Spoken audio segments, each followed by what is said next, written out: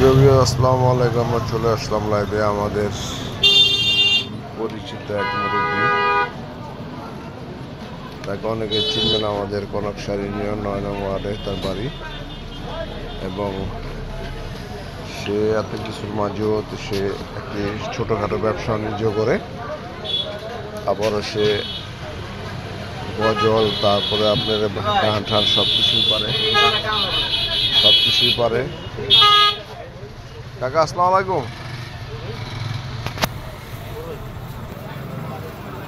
আসসালামু আলাইকুম। ভালো আছেন? কি অবস্থা, দোকানদারি বেচাকেনা কিরকম আছে? মোটামুটি। আমি শুনতে পারলাম যে আপনি মোটামুটি গজল গাইতে পারেন, তারপরে গান গাইতে পারেন, এটা এই সত্য নেই? তোমার মতন রয় না কেহ আমায় বুকে টানি, আঁচল দিয়া মুছে না কে,